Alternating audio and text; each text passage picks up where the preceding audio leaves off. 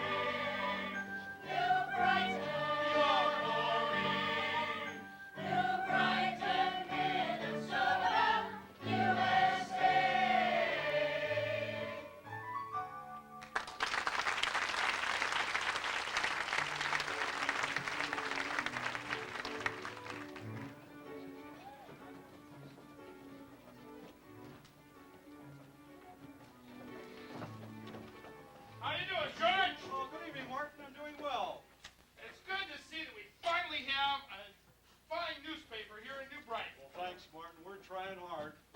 Yeah, you know, one thing. I'm real happy about those livestock articles, but I'd sure like to see some articles about poultry. Poultry? Yeah, chickens, you know? Yeah. Say one thing, Martin. Make sure you get to that picnic planning meeting. I hear there's lots going on.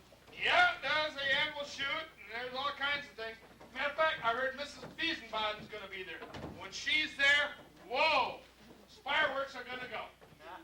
Oh, Myra, you simply must attend the Calico Ball. A ball? Will there be an orchestra? Well, I heard the Shimoleski brothers from up on the range are going to play. Really? What do they play? Well, they got an accordion and a washboard. Accordion and a washboard. Yeah, so see ya. Well, it's getting late. All I'll right. have to leave now. So nice seeing you again. Ah, Stella.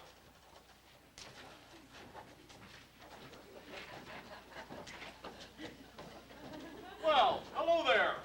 Welcome to the office of the Twin City Livestock Reporter. Here's yesterday's edition. It's a 4-page daily. with poetry and international news and the latest livestock receipts. I'm the editor, George Wright. I used to be a newspaper man in Chicago, but then I got the chance to come here and be my own boss. It was a fine opportunity, just fine. Of course, right now, New Brighton's a far cry from Chicago. But I take a look at what we've got, and I can tell we're going places.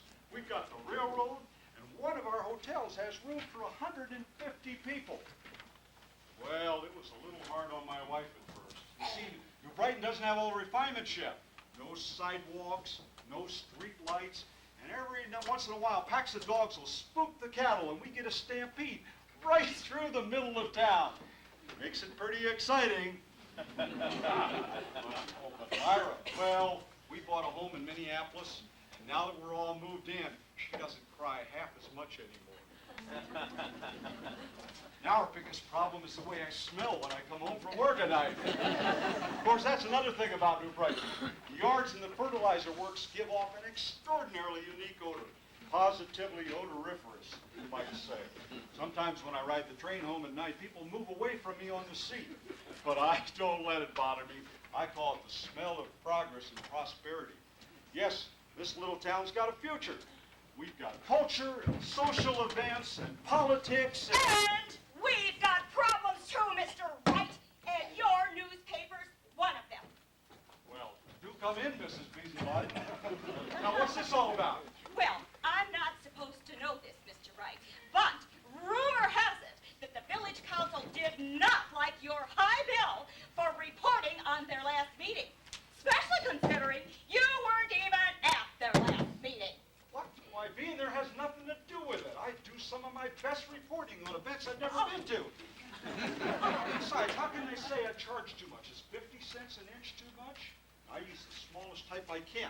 If I make it any smaller, we'll have to put their column under a microscope. All the same, I hear they're bringing it up at the next council meeting in front of the whole town. Well, I have to go now. Have a pleasant day, Mr. Wright. Have a pleasant day, Mr. Wright. In front of the whole town, eh? Well, let them. The livestock reporter will not be compromised. Sometimes this hick town goes too far. All they do is complain and gossip. Why don't you live in town, Mr. Wright?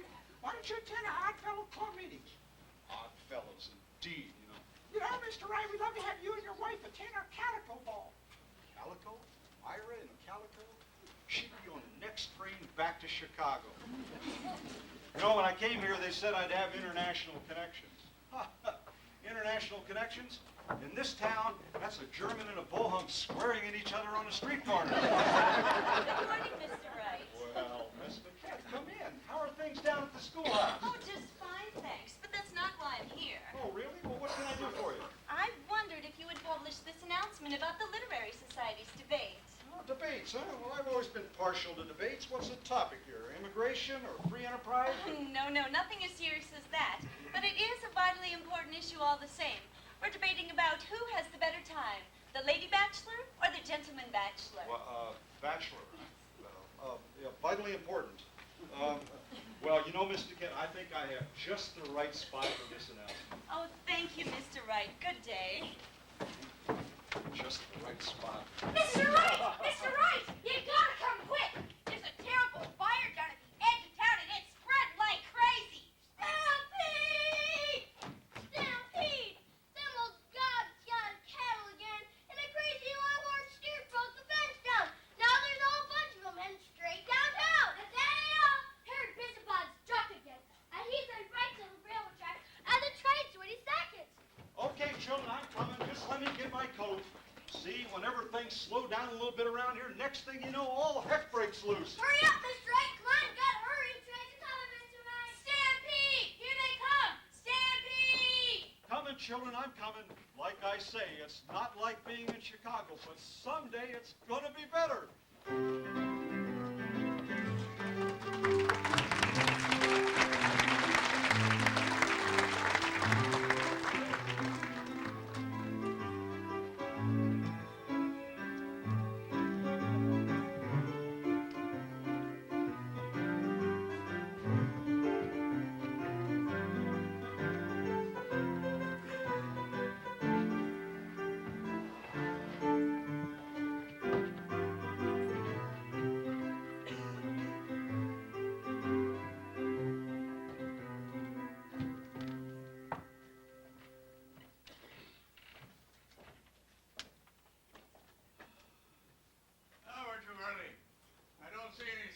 train.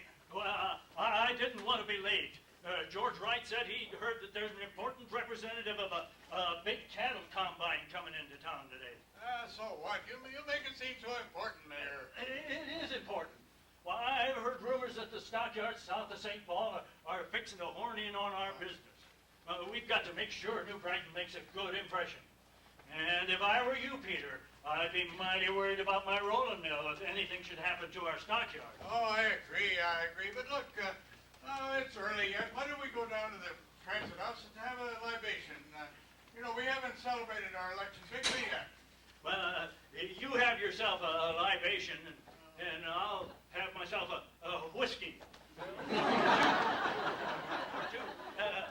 Maybe it'll calm me down a mite. I've been pretty worried about this big shot coming into town. Oh, you worry too much, Mayor. The train's almost here. This time those passengers are coming to the train stop. Go on, get on. Behind me.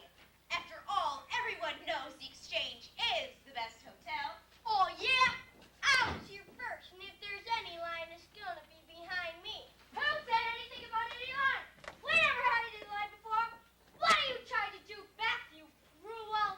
Oh, he thinks he's king of the hill just because he works at overpriced Exchange Hotel. Overpriced? Ha! At least it's not overstocked. Like that bystander's hotel you work for. Overstocked? Yes, fleas, bedbugs, cockroaches, and German!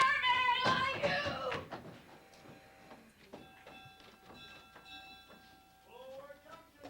New Brighton. New Brighton.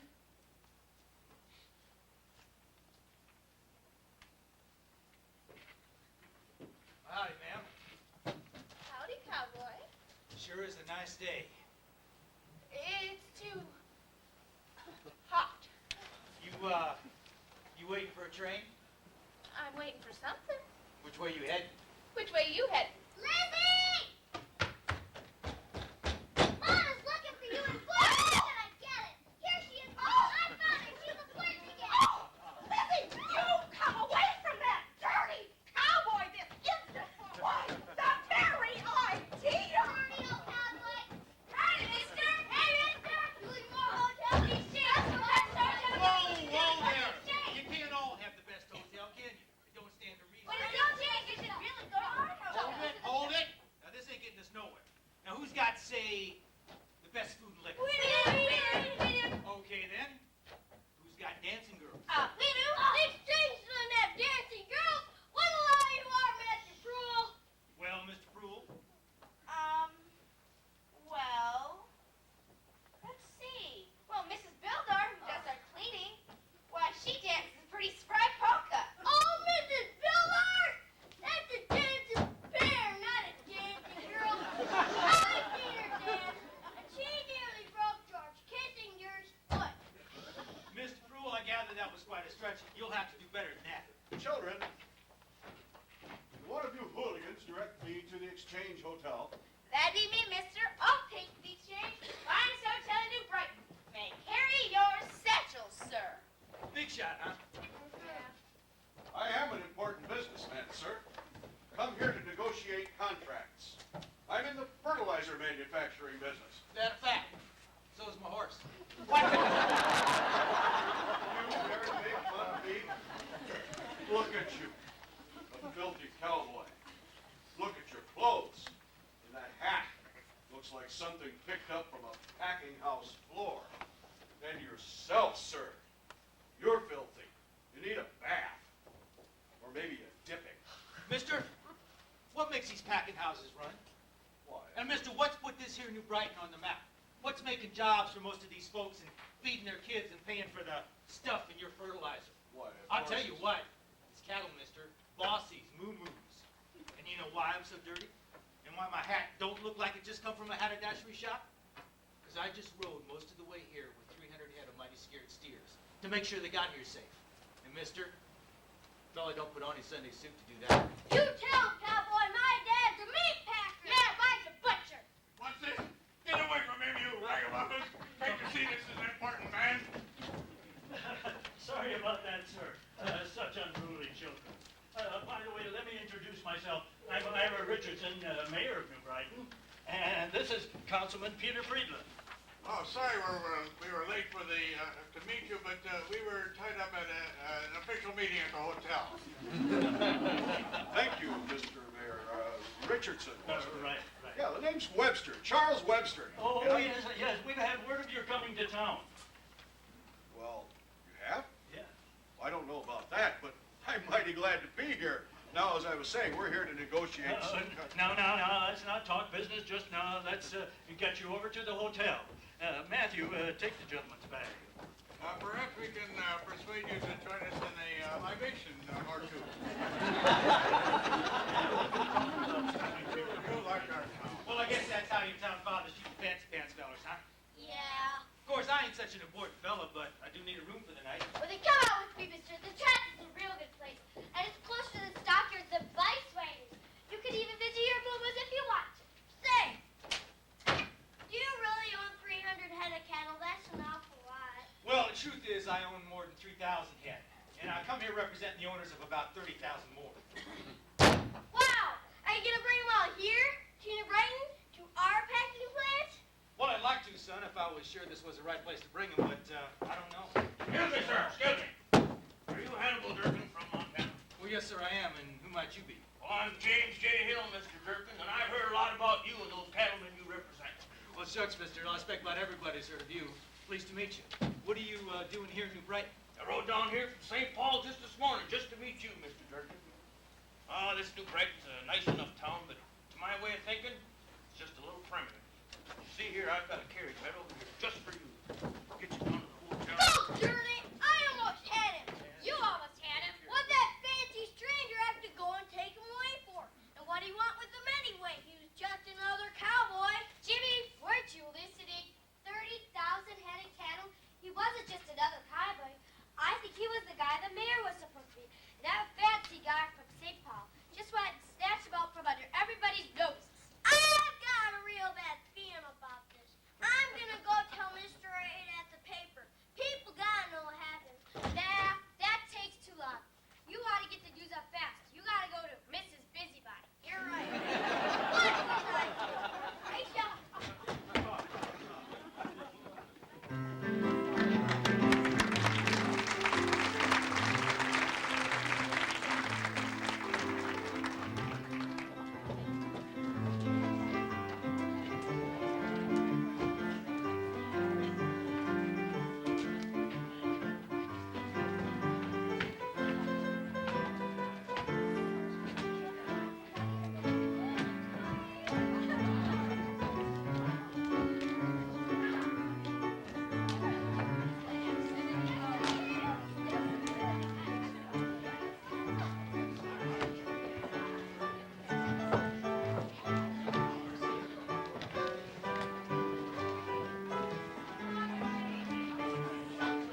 I know we're going to accomplish very, very deeply.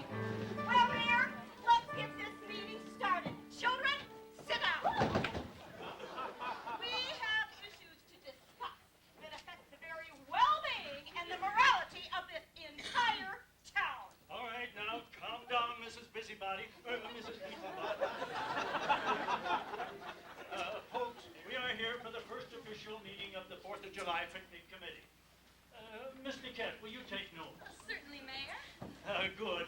And let the record show that the meeting was attended by Miss Marguerite Niquette, our school teacher, Mr. Charles Anderson, our town's barber, Mrs. Biesenbaden, our town's... Concerned citizen? Well, that's one way of putting it. Mr. Horace Thompson, our town constable and fire warden. Horace, would you mind pointing that gun someplace else, please? We had enough trouble getting people to attend the meeting as it was. I'd hate to lose any of them now. Being prepared, folks, and always... Yes, Horace, very comforting, I'm sure. And now, where was I? Yes, there's me, the mayor, of course. And then And me, Mayor. I'm here too, and so's my sister Leslie. Hush, girls, now pay attention. This is official business. Oh, Ma. And if this committee doesn't do something to clean up this town, I'm going to know about it. Yes, Miss Bishop, I'm sure you will be the first to know. Ha, you usually are. Well, now that you mention it, Mr. Anderson, I thought you said you weren't going to be able to attend the meeting this afternoon. Why? Was there something or somebody who changed your mind? Certainly not. It was just a slow day at the shop, so I closed up early. All right, that's enough talking. Let's get started. It seems there's been some concern over unseemly behavior at last year's 4th of July picnic. That's right! And it was a disgrace to our town and the whole state of Minnesota. And we are going to change that. I have here a list I've compiled detailing explicitly, with names in some cases, the immoral abuses that I occurred. really don't see the necessity of discussing specific people. Besides, that was last year. I think if we concentrate on this year's picnic, with plenty of activities planned for the children, for instance, it would be a much better use of our time. You shouldn't be worried about this list. We need specifics to get to the bottom of this, and here they are. Miss Niket is right. Let's just talk over the events we have planned and see if anybody has any more suggestions. Oh, why bother with that? It's just eating, drinking, and good old horseplay. Everybody knows that. The only thing anybody gives a hoot about is the killing contest. Ain't that right, Char? Well, yes, indeed. Of course, there's the entertainment, the kickaboo singers, and the dance, too. Oh, that silly romancing stuff. Who cares about that? Many of our young people do, Constable. I enjoy dancing myself. You do, Miss Cat. Say that swell. Maybe some... Horace does have a point about the killing contest. It's an important part of our picnic. And as a matter of fact, our town has, packing houses have put this town on the map. And the contest, it's a good chance for our men to show off their skills in butchery. Why, the people come from miles around for it. And the trains are always filled for our picnics. Yeah, but those trains also bring handsome rascals and city slickers who want to seduce and steal the virtue of our young women, especially Lizzie's, isn't that right? But we cannot put the whole blame on the out-of-towners.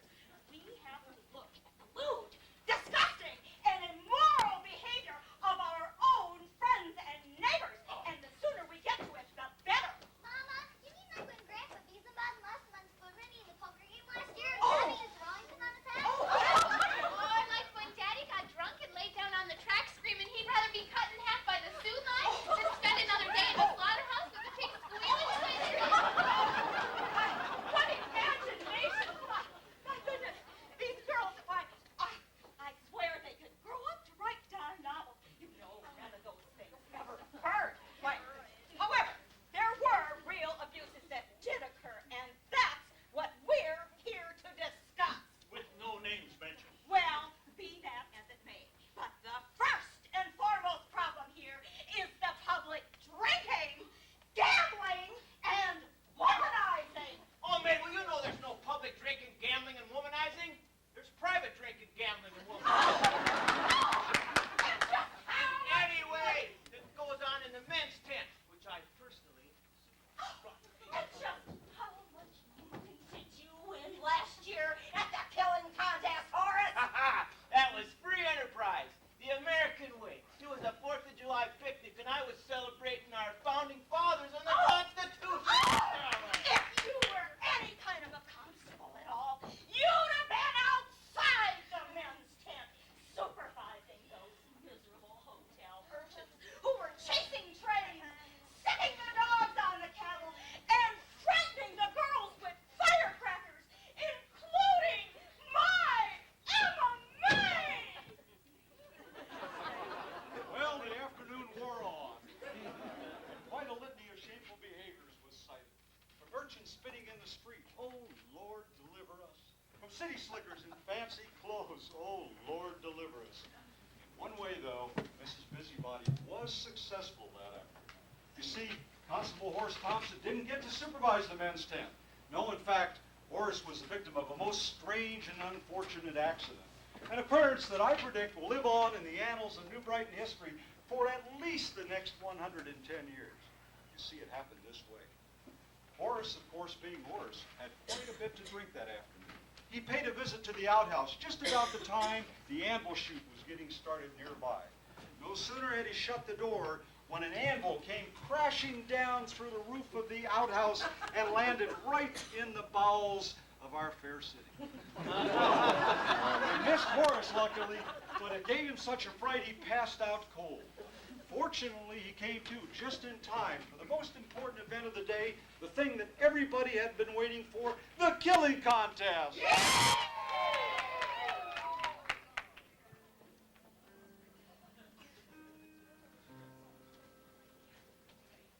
On the 4th day of July, a contest did take place. Before a wild and cheering crowd, two young men boldly faced. They both were butchers, brave and true, from rival banking houses. They met upon the killing floor, 'cause that was where the cows is.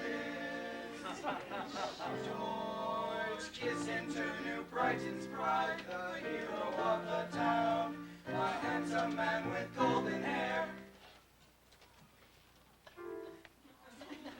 Muscle, brains, and brawn, a family man, he went to church and never told a lie. Swift and skilled, a master sure, the champ of years gone by. Now, small and slick and sleek, he was Jim Price of Wigan's house. A cat without a trace of class, the town thought him a louse. How arrogant he stood that day, like a little cockerel. He leered at every maiden fair, and cursed poor George to fly a wall. Boom, boom, boom, boom, George Kissinger, the hero of our town. You have our faith and confidence that you'll never let us down. They shook out their weapons that were picked with tender care. A hammer, saw, and bunch of knives, each one could split a hair. Two steers were let out on the floor, they knocked them in the head, and each hung off a carcass that into a bucket bled. The crowd just loved it. I think I'm turning green. The scene that ergo did unfold was not for faint of heart. Each man bore down with sweating brow and tore his steer apart. The knives they flashed like lightning, and the rimming soon was done. The shanks were cleared, and Jim Price steered, with George still number one. The only thing was left to do was bleed them down the back. But hero George began to tire, and Price was on his track. The two men were locked eye to eye when Price he gamely grinned. Over each George the people cried, that scoundrel's closing in. So summoning his courage, Georgie gave it one last try. The crowd was loudly cheering as the fat began to fly. But when the dust had settled and the fat was wiped away, a cry went out that shook the town. Jim Price has won the day! Boom, boom, boom, boom, George Kissinger, the loser of our town.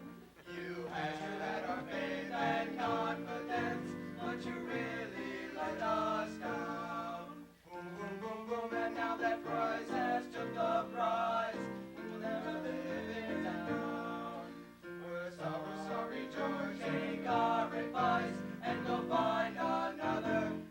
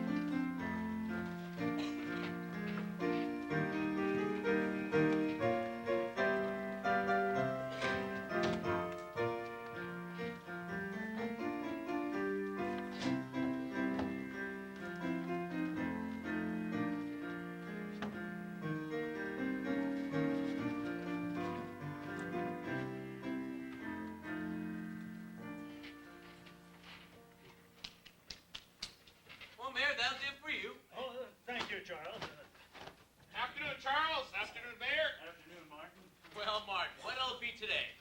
Just a trim. Not too much off, though. Gotta look my best for the dance Saturday night. Oh, is that right? Who's the lucky lady? Well, I ain't asked anybody straight out. Us handsome devils have to keep our options open. Well, I heard that one of those new Polish fellas asked Stella Stanislavski to go. Stella Stanislavski?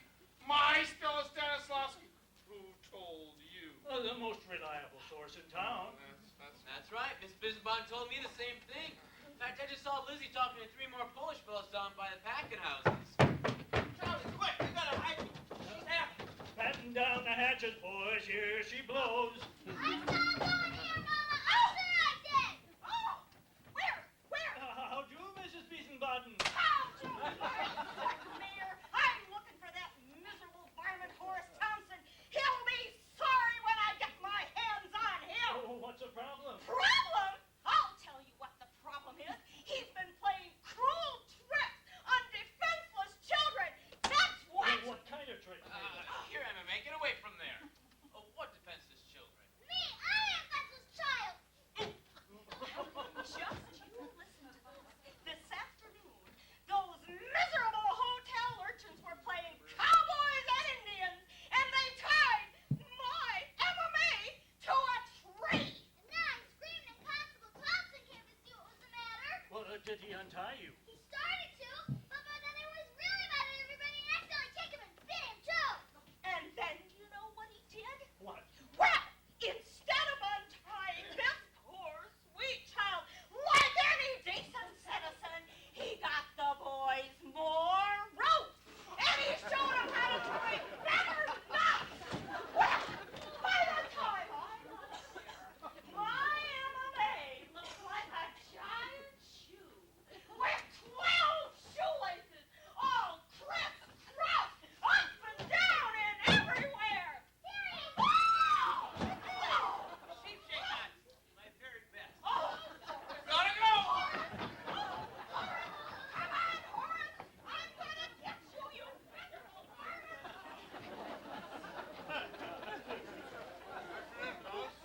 Afternoon, Peter. Well, I don't know what that was all about, but personally, I hope she catches him. Good afternoon, Peter. Now that you mention, I think we do have a few problems with Constable Thompson. He's a positive menace. Why, Peter, what do you mean? Well, for one thing, he's too careless. He comes down to my rolling mill, and the first thing you know, he's shooting a dog. Bang, bang, bang, and then the next thing you know, he's tossing lighted cigars all over the place. You know, he started more than one brush fire. We've been able to put him out so far, but someday... Is that right? Well, he's supposed to be the fire warden. Well, you won't have to worry about him much longer. The election will take care of him. He's got no chance of being re-elected, to my way of thinking. Oh, Mayor, I like Horace, and I'm voting for him. Well, I'm not. Fian's got my vote. Mine too, and Treat's voting with us. Oh, no, he isn't. He said Thompson's his man, and he's gonna vote for him. And he's Gentlemen, let's not have any political argument now. Oh, there will be time enough for that at the council meeting. Say, did anyone see the Minneapolis paper today? Oh, I did. There was a great article. Something about sexing chickens. Chickens? What do you care about them apart from Sunday dinner? Oh, well, it was positive, absolute, right there, absolute positive proof that if you want little girl chicks, you take a feisty rooster and put them with a mousy hen. Guaranteed. But if you want little boy chicks, you take a quiet rooster and put them with a tough old hen.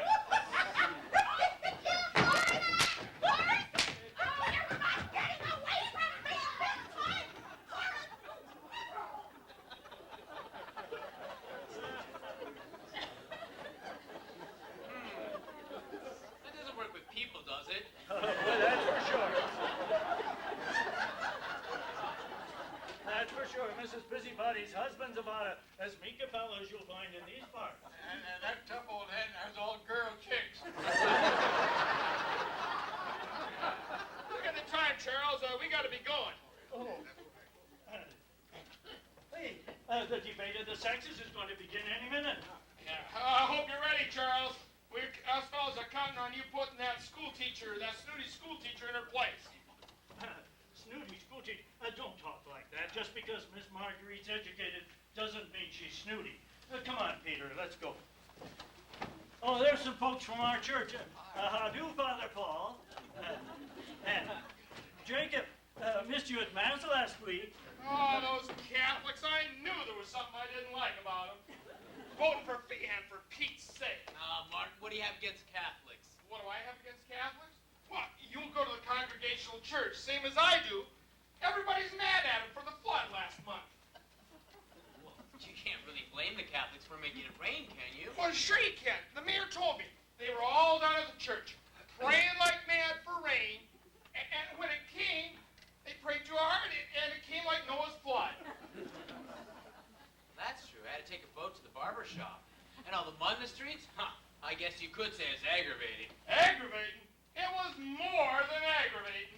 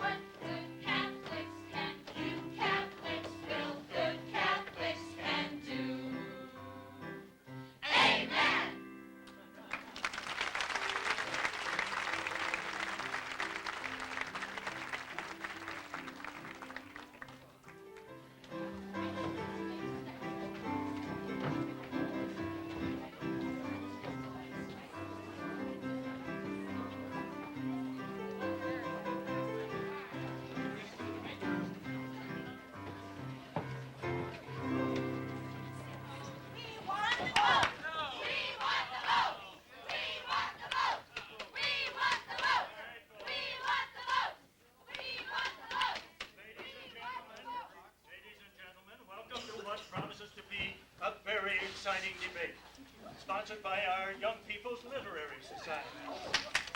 The topic for tonight is... Give us the right to vote!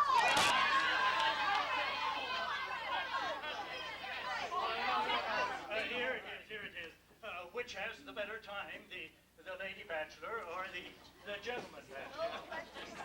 On the ladies' side, we have Miss Marguerite Niquette, our little school teacher from District 18. And on the other side, Mr. Charles Anderson. Yeah, thank you, Charles.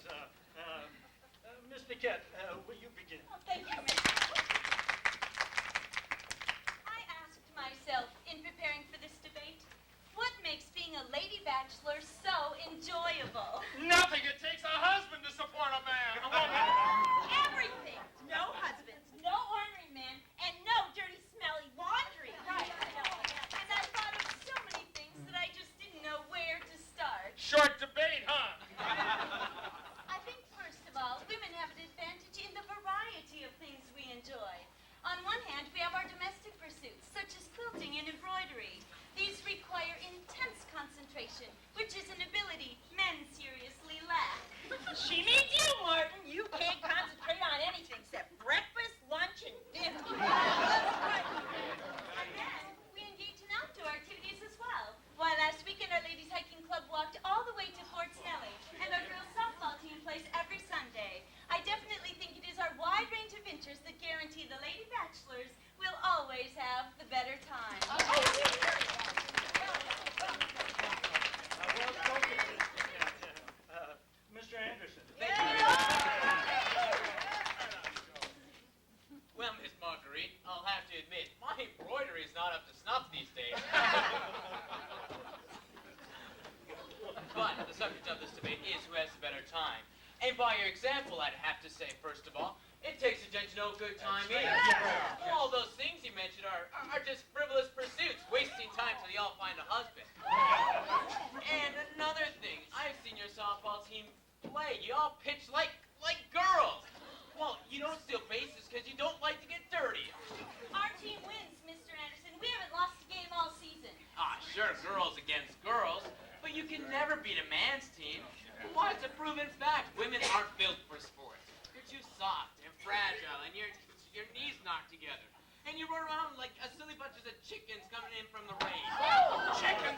I have a theory about that.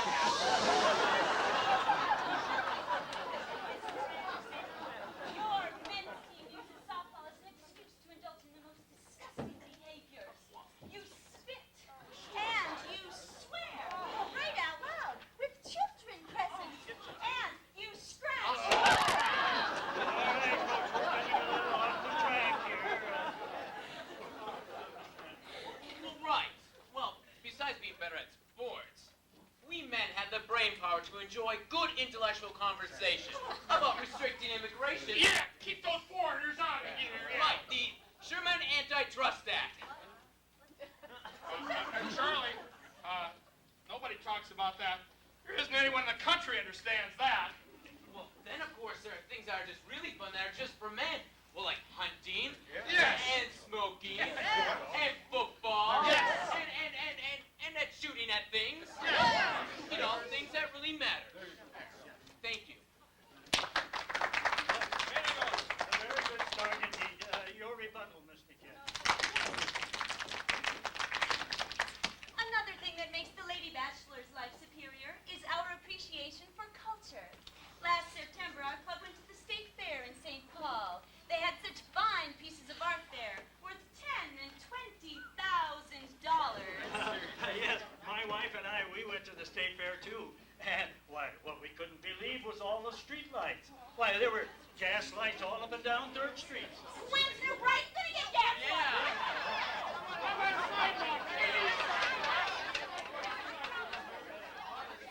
Sorry about that, Miss Niquette. You were saying. I was talking about culture, Mayor, and the fact that it seems like today's young unmarried men would rather smoke cigarettes, read dime novels, and go to low theaters instead of enjoying the finer things in life. Those are the finer things.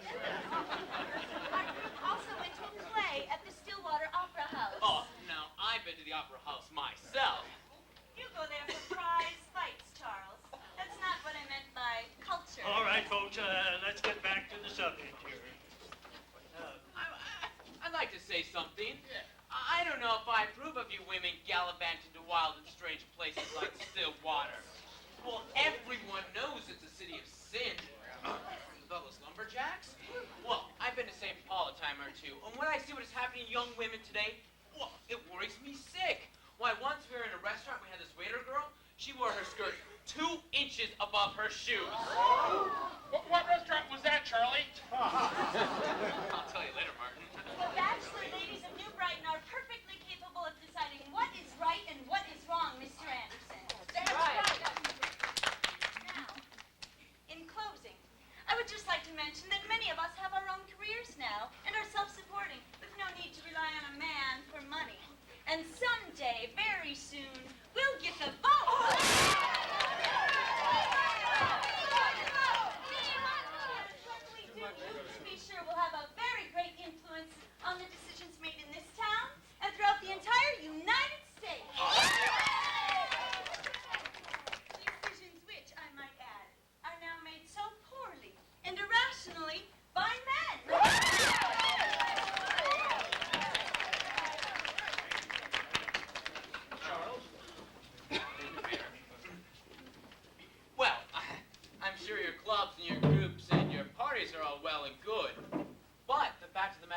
is, bachelor men have the freedom to come and go and do what we want to in life.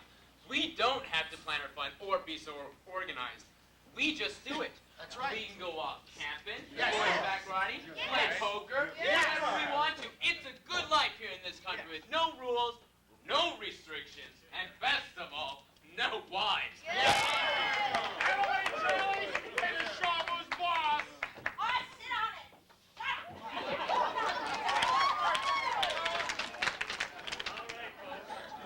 It's time to vote. Those for the lady bachelor. Those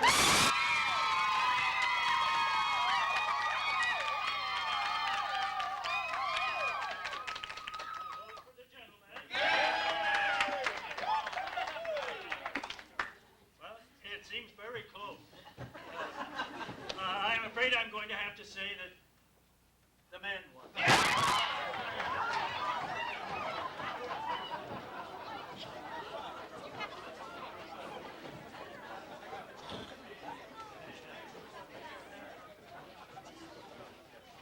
Well, she's a mighty pretty lady, Charles, and smart, too. Oh, Mayor, you don't think she meant all that about us being so uncultured, do you? Oh, I think she meant it all right, but not unkindly, if you know what I mean. Really? Charles, there's going to be a party at the Perry Beach on Saturday night. I have a feeling she'll be there with a lot of her women friends, of course. You might just drop in, too, if you get a chance. Gee, Mayor, I just might do that. Say, Mayor, what do you know about paintings and sculptures?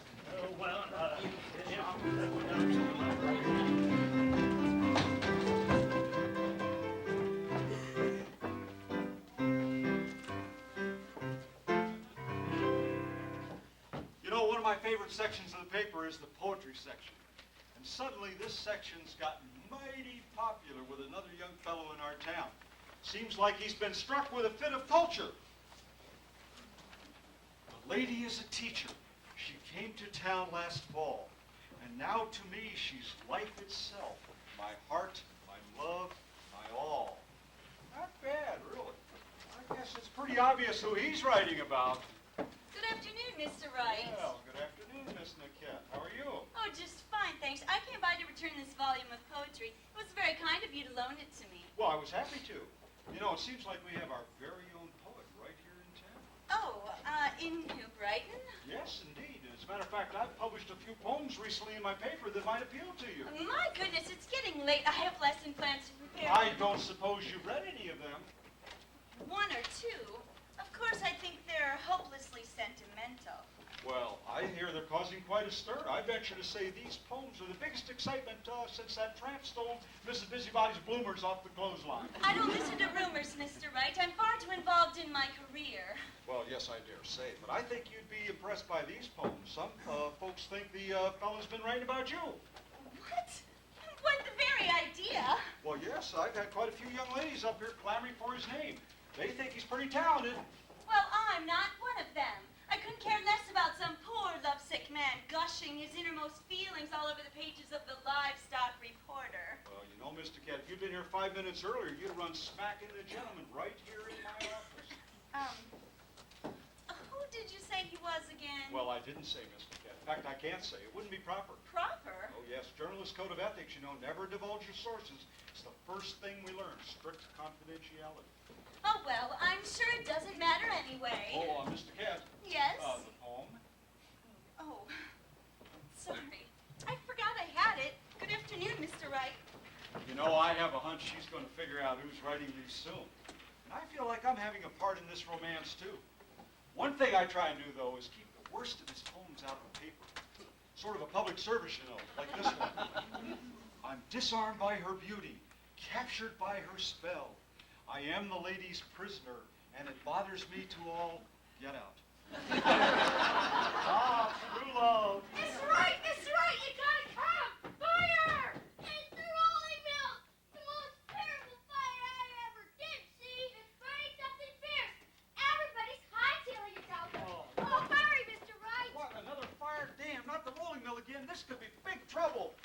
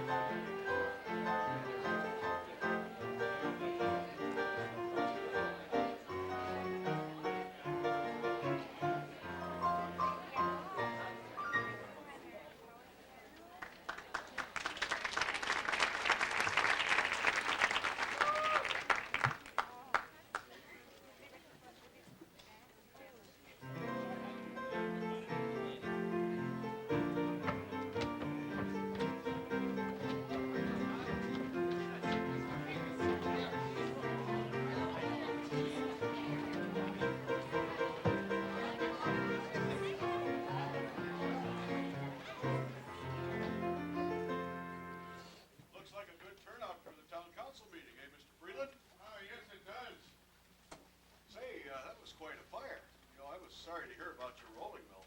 Ah, yes, thanks. Everything burned down right to the last scantling.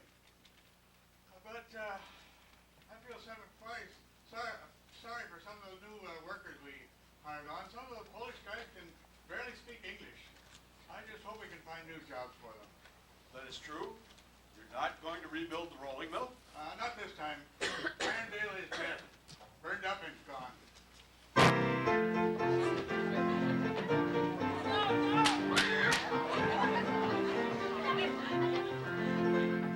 Marguerite, I had such fun at your debate. I'm glad someone enjoyed it.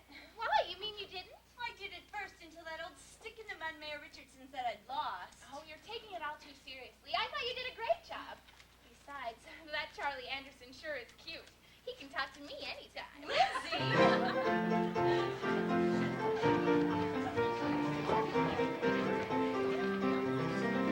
I can't believe we lost a deal for 30,000 head of cattle. Well, it's not my fault. I was the one who got stuck buying that phony salesman a $2 dinner.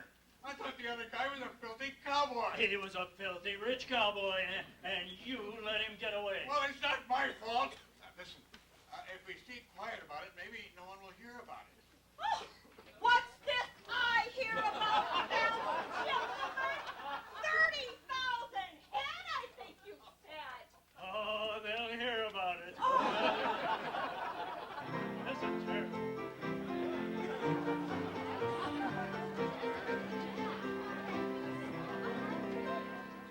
I tell you, they proved it. If you choose carefully which rooster and hen you breed, you can have all the chicks, all female chicks, and all the male chicks you want. I've never heard of any such thing, and I've had chickens for years. Oh,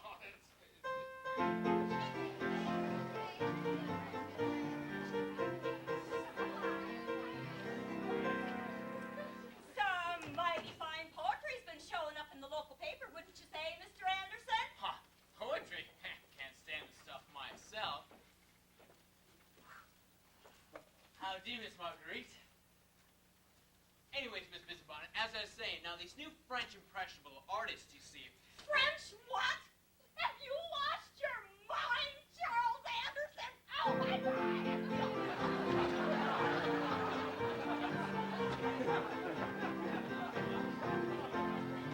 All right, folks, take your seats. Take your seats. We've got a lot of business to discuss, so we better get started.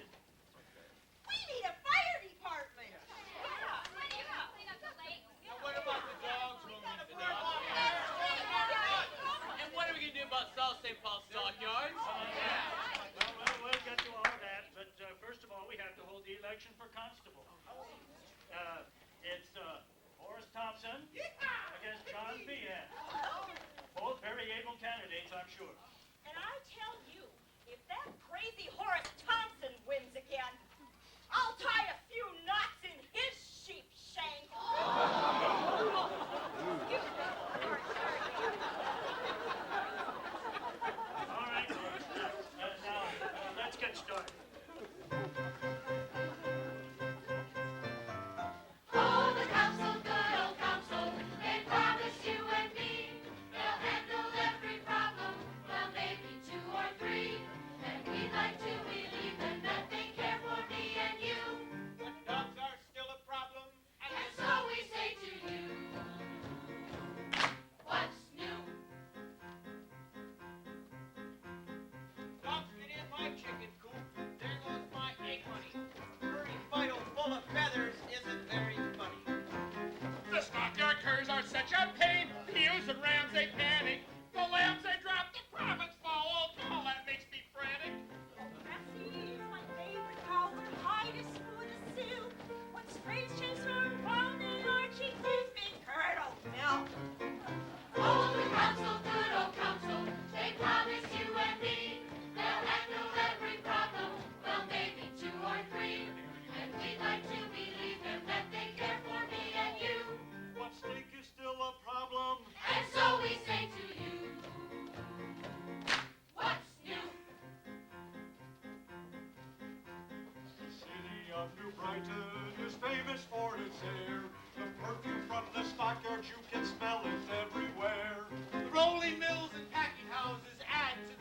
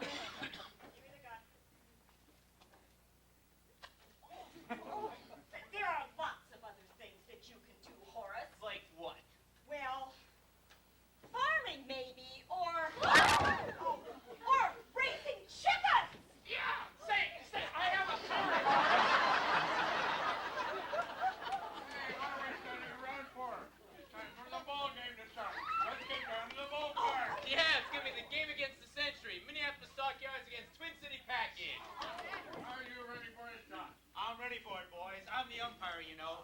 And that Minneapolis Stockyards team better not try anything funny this time. Wait a minute.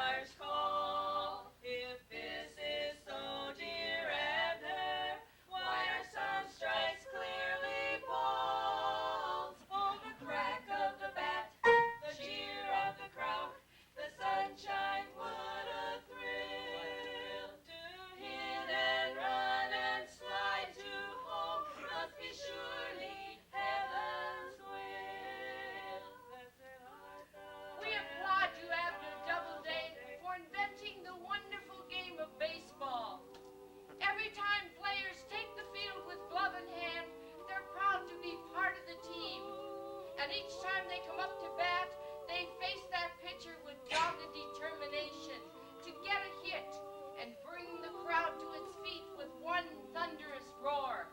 For the joy of competition and the righteous rules of sportsmanship, we say thank you, Abner Doubleday. Oh, Abner Doubleday, forevermore enthroned in that baseball diamond far away that someday we'll call home. With humble hearts we beckon, this prayer we do confide. When we meet our opposition, help our team to tan their hide. Oh, the crack of the bat, the cheer of the crowd, the sunshine, what a thrill to hit and run and slide to home. Must be surely heaven's will.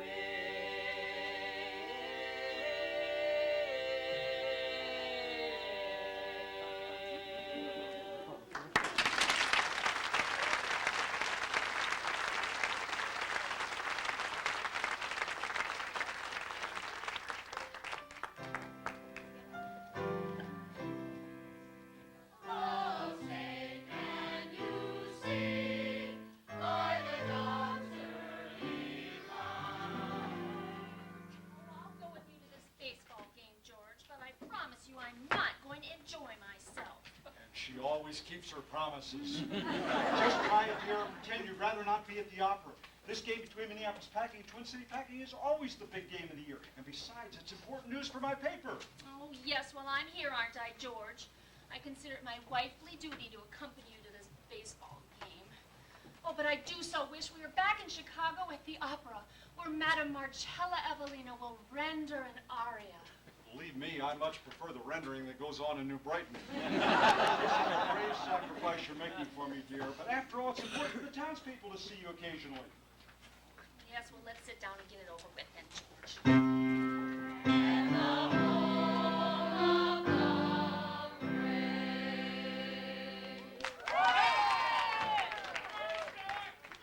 We're late. Game's already started. Oh, look, Stella. There's some of those Polak meat packer folks coming. Hey, you ski, go ski to the baseball game. Ski. That's not nice. This is a bunch of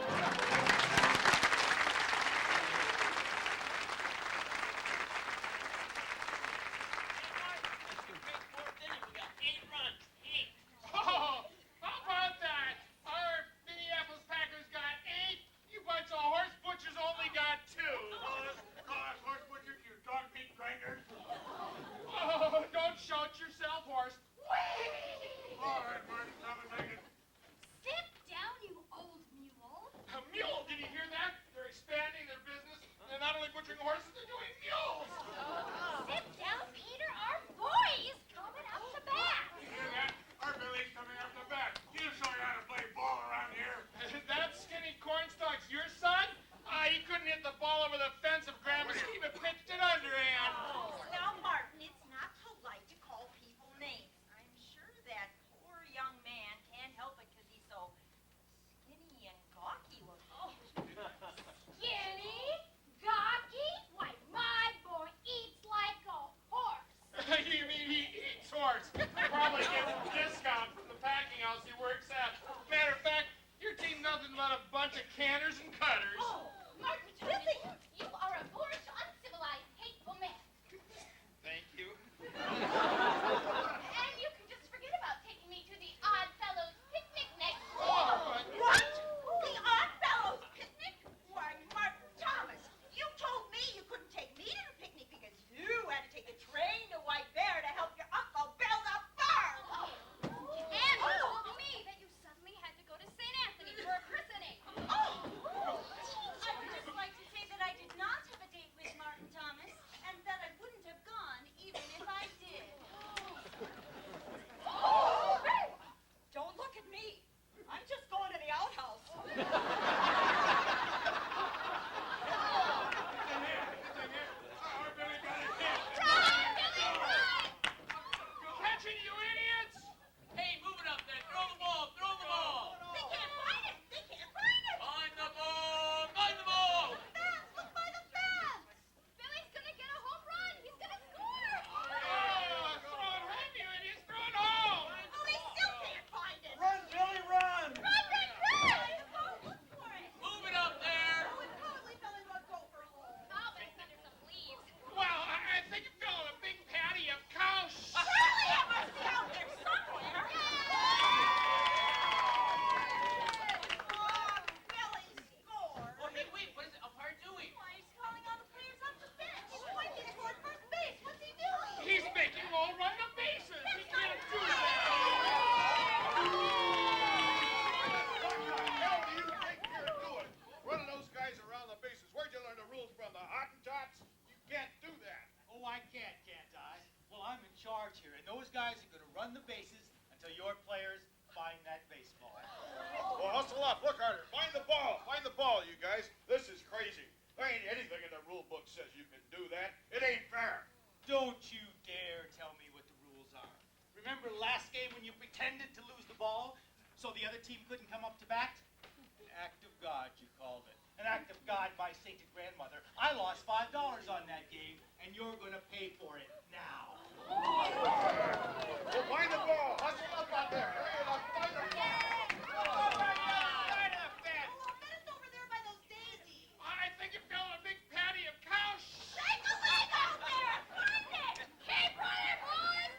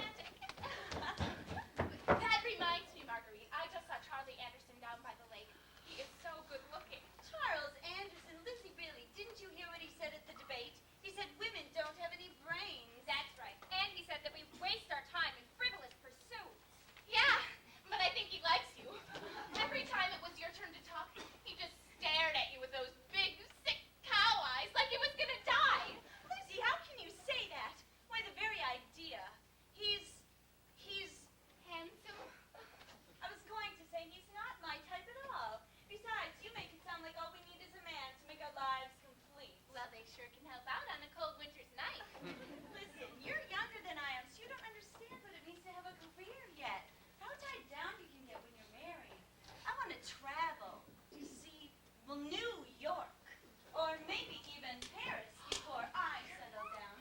New Brighton's not the whole world, you know. There's still so much I want to accomplish. And anyway, when and if I settle down, it will not be with the likes of Mr. Charles Anderson. That's right. Especially not after all those horrible things he said at the debate. That man has no respect for the rights of women. Marguerite, what is it, Marie? It's Mr. Charles Anderson. He's down by the gazebo, and he wants to see you. Really? I mean, what is it for? I'm sure I've nothing to say to him. Well, I don't know what for, but he's walking back and forth, and he's talking to himself, and he has a real determined look on his face. Oh, really? You're not going to go, are you, Marguerite? What do you think he wants? I have absolutely no idea. Oh, there's a full moon out tonight, and he's down there all alone. I could go if you want me to. No, that's all right. I have a thing or two of my own to say to Mr. Charles Anderson. Well, just listen for the bunch of strange voices, and that'll be enough.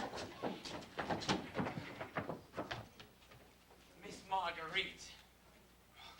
No. Miss Marguerite? Miss Marguerite. Mr. Anderson, you wanted to see me? Yes. That is, I wanted to apologize. Indeed, for what? For winning the debate, of course. Well, you did a much better job than I did, and you should have won. Oh, really, Mr. Anderson? That's most kind of you. Do you really think so? Oh, yes, indeed. You spoke your mind out in front of the whole town. Huh. Well, some of it was advanced for these folks, but I did agree with a lot of what you had to say. Yes, sir. Oh, really, Charles? Say, isn't Lake Johanna beautiful in the moonlight, the way that the water sparkles? Yes, I suppose it is. It reminds me of that poem. Oh, what is it now? The moon was a ghostly galleon tossed in troubled seas. Charles, that's from The Highwayman. That's my favorite poem. I didn't know you liked poetry. I read it every now and then. That reminds me. Do you ever read the poems in Mr. Wright's paper? The paper? You mean the new Brighton paper? Oh, no, never, hardly ever. You should, Charles. There's been some beautiful ones lately. I cut them out, and I have one right here. Her eyes were as blue as the summer sky. Her hair as dark as the starless night. Her skin as pure, as soft as milk. Milk? Did you say milk? Let me see Why? that. What's wrong? Oh, it's supposed to be silk, not milk. Skin like silk. Oh, that's George Wright. For what he charges me to advertise my barbershop in his darn paper, you'd think he'd do a better job of typing. Skin like milk. My foot, that's rotten. Charles, why are you so upset? Some chewing gum? Look at me, Charles. You wrote this beautiful poetry, didn't you? These are love poems about a woman with blue eyes and dark hair. And this one says she's a teacher. Say, you're a teacher too, aren't you? and you got dark hair. Oh, gosh, I never noticed that. Charles, did you write these poems for anyone special? Of course not, and who said I wrote them anyways? Well, you did in a way. And they're quite good from a literary standpoint. They are? Yes, I think so. Although perhaps a little overly sentimental. Well, I get carried away sometimes. I hope you're not offended. You hope I'm not offended. Why would I be Oh, offended? Miss Marguerite, can't we just talk?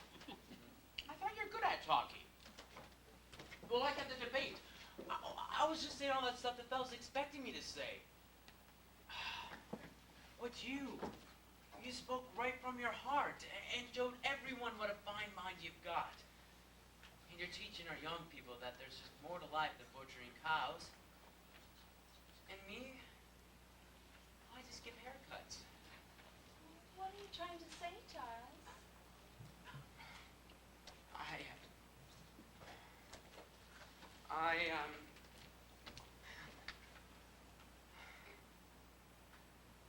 I wrote those poems about you, Marguerite. And you know it. I'm in love with you. And I have been since the moment I saw you. In love with me? Oh, I know, you got your career. I'm not nearly good enough for you. And as far as marriage goes... Marriage? Charles, I'm a teacher. A teacher can't be married. I never think about getting married? Well, of course I think about it. But I've worked so hard, and there's just so many things I want to do. You don't understand what I'd have to give up if I decided to get married. You're right. I only understand what I feel. I'm sorry about the poems. I didn't mean for them to upset you.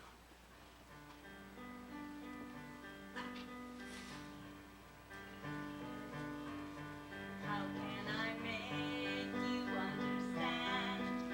Independence is a joy. You've accepted it without thought. It's been your birthright since a boy. So I too need to be myself and to freely run my race. To be strong and stand alone and feel the sun upon my face. For me to love you, I'd have to give up half my dreams. Some made of sunlight, some made of moonbeams. New dreams may brighten our lives with no regret. And love is our real dream, the best in life, and yet. But you will stray, it will not wait. If to me you say I do, there may even be some days when you'll be needing strength or two. We can run the race together. You still can guide and teach and touch. There'll be children, yours and mine, and friends to love as much. Your tenderness is something that I have never known, and I can't close my heart to this new feeling that has grown. For me to love you, we share a brand new set of dreams. The rest of our lives, dear, just like the stars, they're brightly gleam. Our love is a real dream, tears and laughter for two. We'll find new horizons. That's why it's right for me to love you.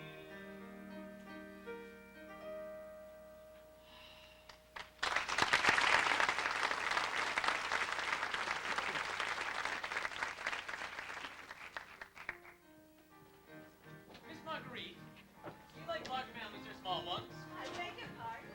I was just wondering how you felt about children is all. Charles, I'm the town schoolmistress. I'm with children day in and day out, and you're asking me if I like them? Right, silly me. Like I said, I'm with children day in and day out. And you know something? Sometimes I absolutely can't stand one of them. Right. Oh, sorry. 1, 2, 3.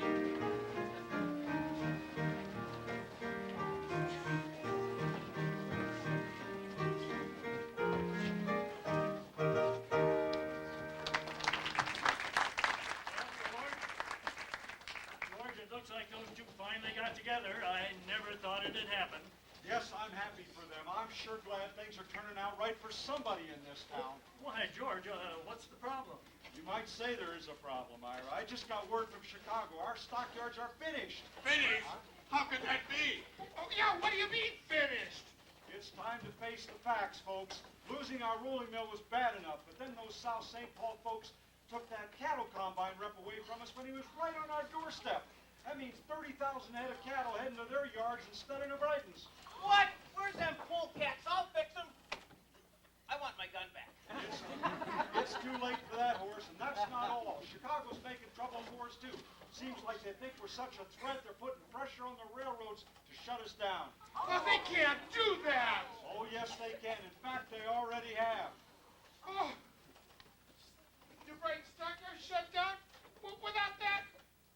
finished. Yes, it's time to pack up and move. Won't be the first time we've had to move on. Wait! Stop! Where are you all going? Everybody just hold on a gosh dang minute. Oh, Mabel, haven't you been listening? This town's finished. It's time to pack up and move out of here. Don't you say that, Horace. Don't you ever say that about New Brighton. I'm ashamed of you all. Mama, are we gonna have to move? I don't want to move. Of course we're not moving. New Brighton is our home. Why, our children were born here and our friends are all here. We've spent years farming this land and starting new businesses. Why, we've even built our own churches and schools here. But Mabel, they're closing the packing houses. Where are we going to find jobs? Well, maybe, just maybe, you could get jobs in the city and still live in New Brighton. Why, there are the mills in Minneapolis, and why, there are the docks in St. Paul, and the railroad's starting new lines every day. But you're all so willing to give up, you won't even look beyond your own noses. You are absolutely right, Mabel. We've given our life's blood here, and we can't give up now. Why, you have saved our town. And you've saved my job.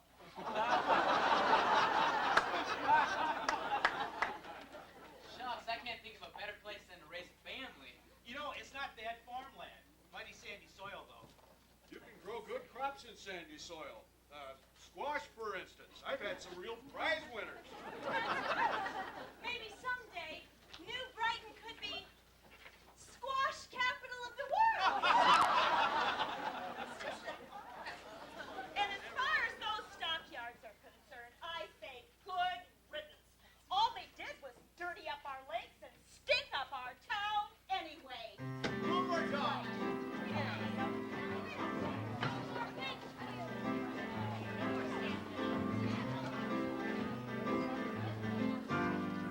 Hey, take a look at this town. We're all moving up. We're not coming down. It's better than good. It's gonna be great. Better than Chicago, Omaha, Kansas City. Just you wait and see. Take a look at this town. And the people too. There ain't a solitary thing in the whole wide world that people like us can do. We're on the move and coming through. Steadfast, strong and true. New Brighton, take a look at you. When I hear the people down in Minneapolis joke about New Brighton, New Brighton, really gets my dander up. It's all that I can do to keep from fighting. Brighton, Yeah, I know what you mean. We've all got dreams and hopes and schemes. It isn't every day you get to start up a town. isn't every day you build it up from the ground. And what with the rolling mill and stockyard and the railroad in New Brighton, New Brighton, Destiny is waiting for us over on the wide and blue horizon. Brighton.